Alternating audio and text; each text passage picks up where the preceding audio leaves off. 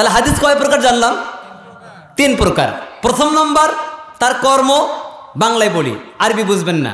প্রথম নম্বর তার কর্ম, দ্বিতীয় নম্বর তার বাণী কথা, তৃতীয় নম্বর তার মৌন সম্মতি।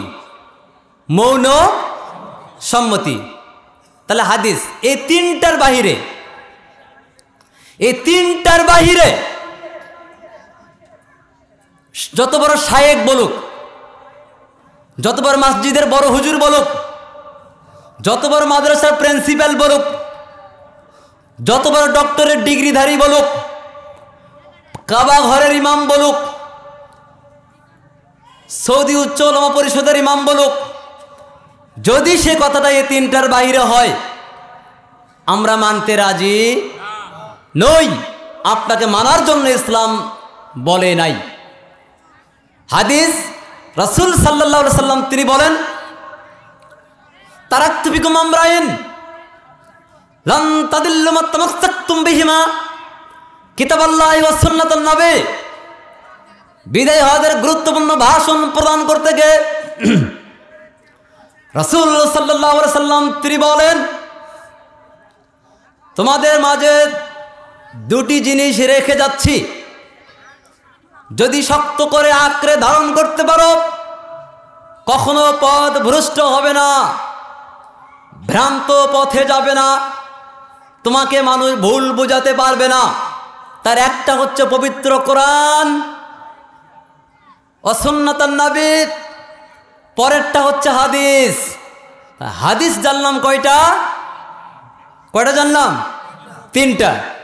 3টা, এই 3টার মাধ্যমে প্রমাণ হবে এটা রাসূল দিয়েছেন কিনা। যদি দেন মানব, না দিলে মানব না, না দিলে মানব। আমরা বড় হুজুরেরটা মানবেন না রাসূলেরটা? আমরা বড় শায়েখেরটা মানবেন না রাসূলেরটা? তাহলে আমরা বলি কেন অমুক মসজিদের বড় হুজুর তিনি বলছেন, এটা বলা যাবে?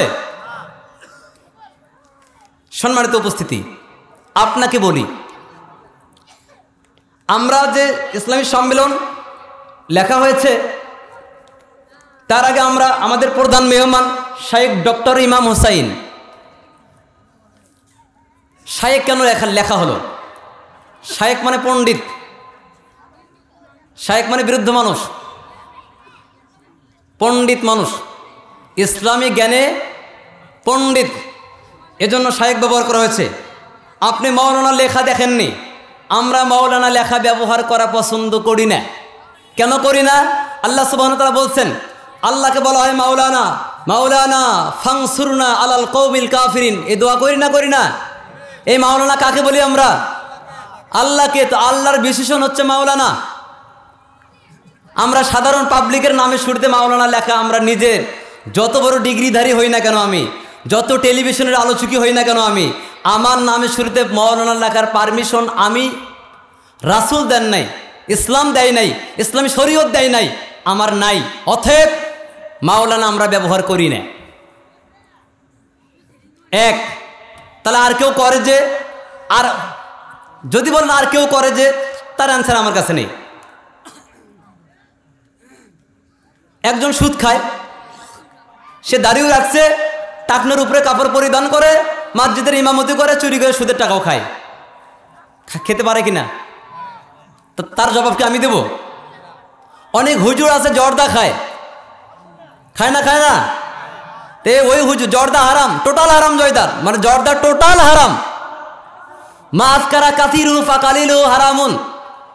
যার বেশি সংখ্যক, বেশি পরিমাণ খেলে মাথার স্বাভাবিক ব্রেন অস্বাভাবিক হয়ে যায়, নষ্ট হয়ে যায়, তার সামান্যতম তিল পরিমাণ খাওয়া হারাম। জর্দা রাসূল ডাইরেক্ট হারাম বলেছেন। অতএব সম্মানিত উপস্থিতি, আমাদের মসজিদের অনেক হুজুর জর্দা খায় না? খায় না? তাই ওই জর্দা খাবে, তার জবাব কি আমি দেব? আমরা হযরত ব্যবহার করি না। হযরত শব্দটার অর্থ হচ্ছে হাজির শব্দ থেকে হযরত, হাজের, হাজের এ শব্দ থেকে হযরত। হযরত মানে উপস্থিত, হযরত মানে উপস্থিত। তা আমি আমার নামের শুরুতে হজরত লেখে কি বোঝাতে চাচ্ছি? আমি এর জন্য হজরত লেখাকে লাইক করি না, পছন্দ করি না। কে পছন্দ করলো, কে লেখলো, সেটা তার বিষয়। সম্মানিত উপস্থিতি, আপনাকে যে বিষয়টি তুলে ধরার জন্য চেষ্টা করছি,